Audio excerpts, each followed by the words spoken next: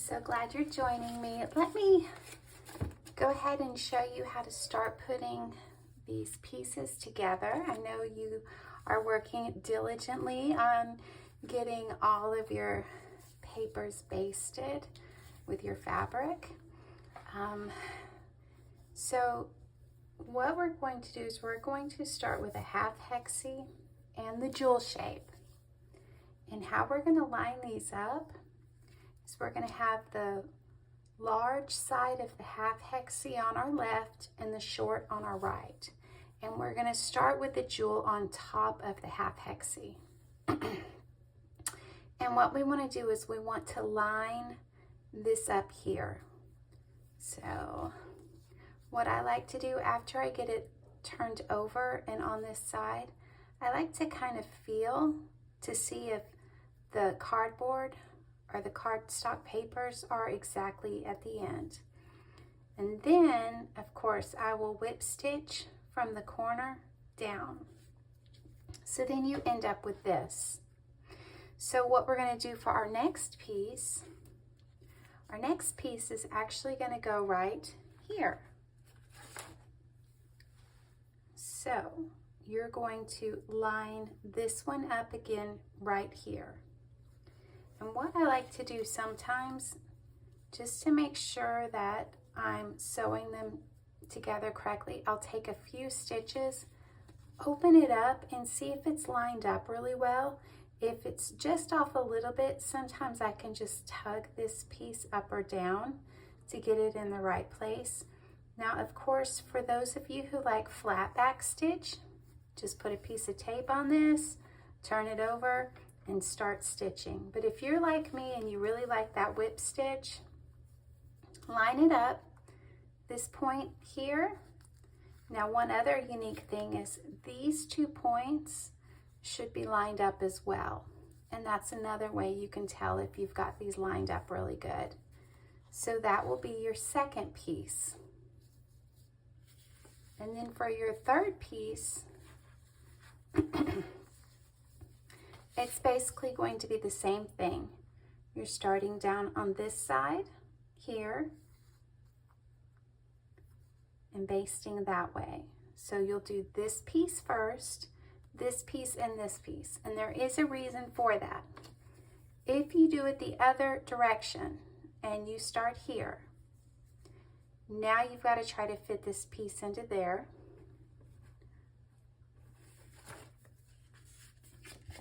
See that?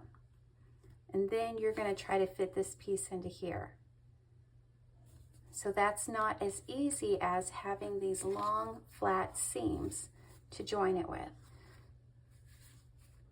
So then once you are all 3 of your petals or your jewels onto your half hexagon, you are ready for your next step. So I'm going to ask that you put as many of these together as you can. Now remember, it's 1 half hexagon and then 3 jewels of the same color. And you'll need 3 of each. So 3 of your medium blue, 3 of your dark blue, 3 of your orange, etc. Anyway, I'm excited. I can't wait to see what everyone else is doing for their colors and how yours are coming along. So please share those. Thanks for joining me.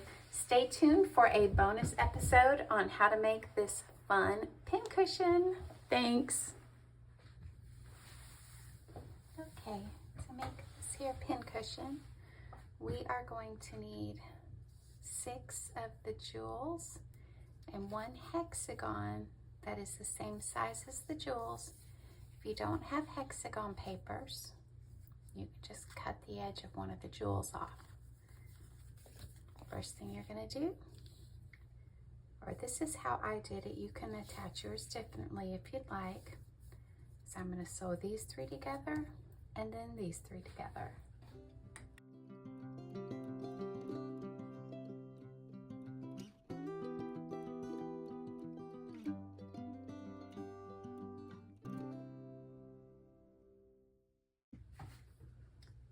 Okay, so it gets a little trickier here.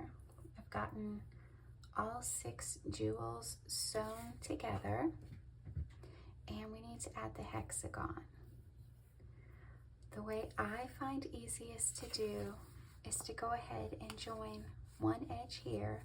Now this, it looks like it goes here, but it doesn't. That's going to be this one here. So if you want, join this side and then join this side. Now there's many, many different ways to do this. The one thing that you want to be certain of is that you do leave one open seam for turning, because you want to be able to get the papers out and then turn it right side out. So let me show you this one real quick.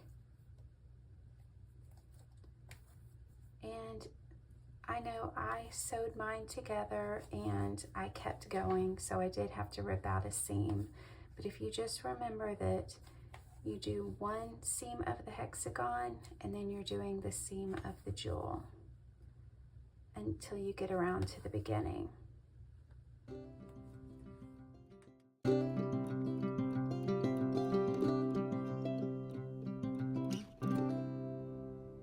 Okay, now that I've gotten the hexagon attached to the top of this jewel, I have these two jewel sides stitched together.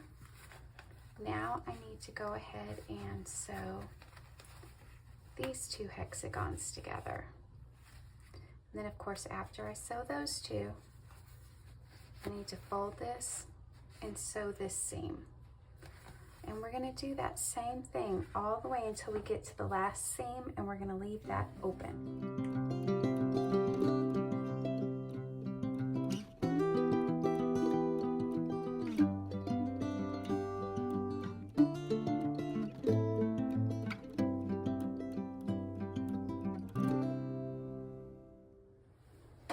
Okay, so we literally have one more side to sew before we turn it. And it does get a little bit more difficult to manipulate as we get closer to the end. Okay, I think I've got this side lined up pretty good. I'm going to go ahead and try to stitch it closed. Okay, so now you see we've got all the seams sewn except one. And it is one of the short seams. So let's take out all the papers.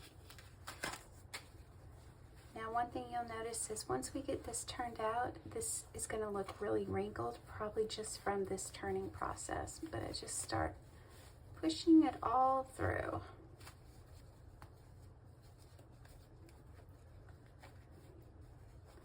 Toothpicks, I'm sorry, not toothpicks, but chopsticks are really useful for this too. And it can really help you get into these corners and push those corners out. I'm just going to use my fingernail. It's probably good enough. So here I am just pushing out the points. Okay, I think that's all of them. Now, at this point, it just kind of looks like a deflated beach ball, which is kind of what it is. So go ahead and stuff it with your stuffing. I'll put a link in the show notes in case you don't have stuffing so that you can get some. And then once you get it stuffed, you're just gonna close this seam here. You can use whatever stitch you want, but that there is how to do the pincushion. Anyway, I hope you liked it. Thanks so much, guys.